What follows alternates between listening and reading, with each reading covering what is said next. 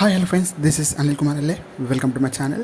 Friends, ఈరోజు ఈ వీడియోలో వచ్చేసి చాలామంది ఎప్పటి నుంచో రేషన్ కార్డు మా పేరులో అప్డేట్ అయింది, లేదా మీరు చెక్ చేసుకోలేదు, లేదంటే మా ఫ్యామిలీ మెంబర్స్ని యాడ్ చేయలేదు. సో ఇవన్నీ చాలా డౌట్స్ ఉన్నాయి. సో మాకు రేషన్ కార్డు లేదు, ఇవన్నీ చాలా డౌట్స్ ఉన్నాయి. సో అవన్నీ డీటెయిల్స్ ఈ వీడియోలో మీకు క్లియర్ చేశాను. ఫ్రెండ్స్, మీరు ఎఫ్ఎస్సి ఫుడ్ సెక్యూరిటీ వెబ్సైట్లోకి అయితే వెళ్ళండి. సో మీరు ఇంతకుముందుకు అప్లై చేసుకున్నట్లయితే మీరు ఈ డీటెయిల్స్ అయితే చెక్ చేసుకోవచ్చు. లేని ఏడల మీరు యాజ్ సూన్ యాజ్ పాసిబుల్ మీరైతే ఈ సేవకి వెళ్ళి అప్లై చేసుకోగలరు. సో మీ అప్లికేషన్ ఫామ్ ఫిల్ చేసి, సో అందులో మీ ఫ్యామిలీ మెంబర్స్ అందరి ఆధార్ కార్డు, లేదంటే అందరి ఆధార్ కార్డు జిరాక్స్ పెట్టేసి, అదేవిధంగా మీ యొక్క అడ్రస్ ప్రూఫ్ అంటే కరెంట్ బిల్ కానివ్వండి, లేదంటే సో గ్యాస్ కనెక్షన్ కానివ్వండి, ఒక అటాచ్ చేయాల్సి ఉంటుంది. సో అటాచ్ చేసి మీరు మీ సేవలో ఎంటర్ చేసినట్లయితే వాళ్ళకు రిసిప్ట్ ఇస్తారు. ఆ రిసిప్ట్ ద్వారా మీరు ఈ ఆన్లైన్లో మీరు చెక్ చేసుకోవచ్చు. సో మీరు ఏ డిస్ట్రిక్ట్ సంబంధించింది, మీ యొక్క రేషన్ కార్డు స్టేటస్ ఎక్కడ ఉంది, మీ యొక్క ఫుడ్ సెక్యూరిటీ డిపార్ట్మెంట్ వాళ్ళు మీ ఏడు దాకా తీసుకొచ్చారు, మీ యొక్క రేషన్ కార్డు యొక్క స్టేటస్ ఏందన్నది మనము తెలుసుకుందాము. ఇది మెయిన్ వెబ్సైట్, ఇది ఫుడ్ సెక్యూరిటీ వెబ్సైట్. ఇది ఆహార భద్రత కార్డు, తెలంగాణ ప్రభుత్వము ఆహార పౌర సరఫరా మరియు వినియోగదారుల వ్యవస్థ అనే వెబ్సైట్ ఇది. సో ఇందా మీరు వెళ్ళినప్పుడు మీ యొక్క డీటెయిల్స్ ఇక్కడ ఎంటర్ చేసినప్పుడు ఇక్కడ మీ రేషన్ కార్డ్ నెంబర్ ఉంటే ఎంటర్ చేయండి. సో లేని పక్షంలో మీ ఆధార్ కార్డు ద్వారా కూడా ఎలా చేయాలని మీకు చెప్తాను. సో ఇది మెయిన్ వెబ్సైట్. సో దీన్ని క్లిక్ చేసినట్లయితే మీ యొక్క మెయిన్ వెబ్సైట్లోకి వెళ్తారు. మీకు మెయిన్ వెబ్సైట్లోకి వెళ్ళేసి ఇక్కడ మీరు అగైన్ మళ్ళీ ఓపెన్ చేస్తాను ఫస్ట్ నుంచి. సో దీన్ని ఇక్కడ మీరు ఫుడ్ సెక్యూరిటీ ఇక్కడ same as soon as possible ఎలా ఎంటర్ చేస్తానో అలా ఎంటర్ చేయండి. ఎందుకంటే చాలామంది ఆ ఆప్షన్ లేదు, తీసేశారు. సో ఆధార్ కార్డు ద్వారా ఫైండ్ కావట్లేదు అని చాలామంది అంటున్నారు. సో అది కాదండి, చూడండి టైం అండ్ డేట్ చూడండి.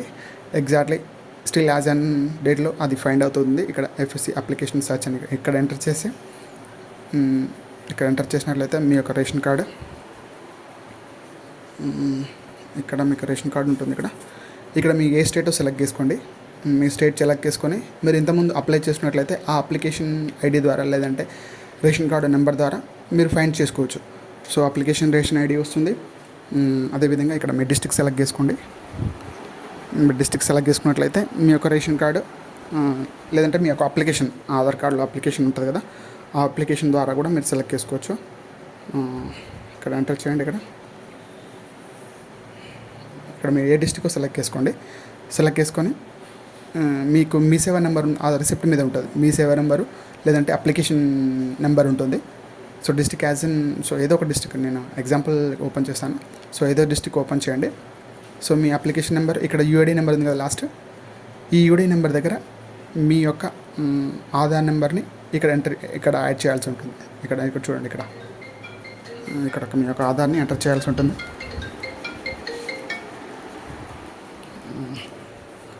Okay, hello. సో మీ యొక్క రేషన్ కార్డును మనము ఇక్కడ సెర్చ్ చేసుకోవచ్చు మీ డిస్ట్రిక్ట్ వైజ్గా. ఇక్కడ ఎంటర్ చేయండి. ఎంటర్ చేసినట్లయితే ఇక్కడ మీకు ఏరియా వైజ్, డిస్ట్రిక్ట్ వైజ్ అడుగుతుంది. మీకు మీ ఏరియాను సెలెక్ట్ చేసుకొని ఇక్కడ యూఐడి నెంబర్ ఎంటర్ చేయండి. మీ యూఐడి నెంబర్ అంటే మీ ఆధార్ నెంబర్.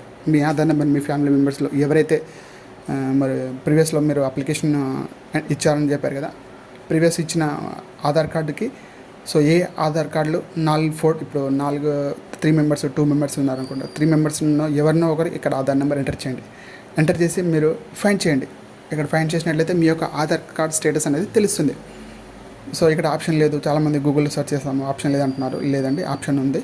సో మీ ఐడి ద్వారా ఇక్కడ నేను ఎంటర్ చేశాను, హైడ్ చేశాను. ఇవి చూడండి, ఇక్కడ అదే ఆధార్ నెంబర్ ఎంటర్ చేసినట్లయితే ఈ విధంగా ఫైండ్ పెండింగ్ అని, లేదంటే రిజెక్టెడ్ అని, సో సమ్ రీజన్స్ వస్తున్నాయి ఇక్కడ. అంటే దేనివల్ల మీ యొక్క రేషన్ కార్డు స్టేటస్ ఎందుకు రావటం లేదు, మీ యొక్క స్టేటస్ ఏంది, ఎక్కడ దాకా వచ్చింది.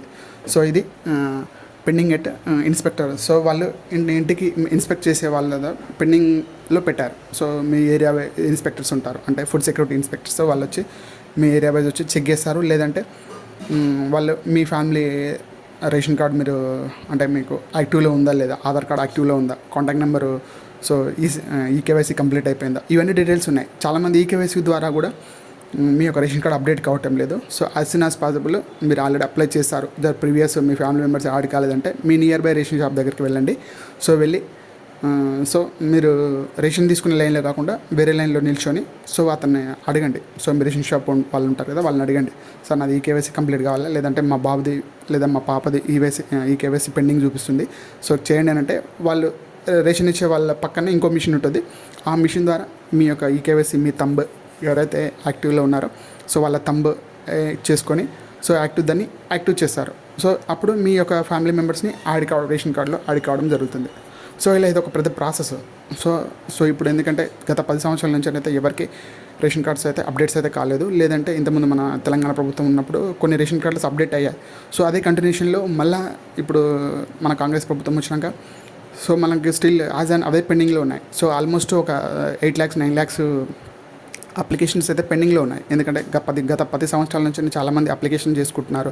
మీ సేవలో కానివ్వండి, ప్రజాపాలన ఆఫీస్లో కానివ్వండి, లేదంటే ఎంపీటీవీ ఆఫీస్లో కానీ, చాలామంది మండల ఆఫీస్లో కానివ్వండి, సో చాలామంది అప్లికేషన్ చేసుకుంటున్నారు. సో కాకపోతే వాళ్ళకి ఇంతవరకు ఎంట్రీ కాలేదు. సో ఎందుకంటే గవర్నమెంట్ అప్రూవల్ ఇవ్వలేదు కాబట్టి ఇంతవరకు ఎంట్రీ కాలేదు. సో అందువల్ల మీ యొక్క రేషన్ కార్డ్ అనేది అలాగే పెండింగ్లో చూపిస్తుంది. So as soon as possible ఇవన్నీ డేటా మొత్తం తీసేసి వాళ్ళని ఎంట్రీ చేసి మీ యొక్క డీటెయిల్స్ని ఫైండ్ చేసి సో వాళ్ళు మీ ఏరియాలో ఏ ఏరియా వైజ్ వస్తుంది సో అవన్నీ కలెక్ట్ చేసుకొని సో ఏరియా వైజ్ మీరు చెక్ చేసి ఆ డేటాని ఇక్కడ ఫైండ్ చేయడం అయితే జరుగుతుంది.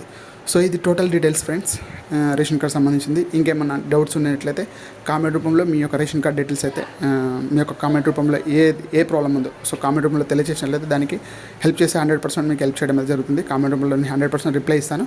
లేదంటే మెయిల్ చేసినా పర్లేదు, దానికి ఒక డీటెయిల్స్ని మీరు చెక్ చేసి చెక్ చేసినట్టు అవి కూడా చెక్ చేసి మీకు డీటెయిల్స్ని చెప్పడం అయితే జరుగుతుంది.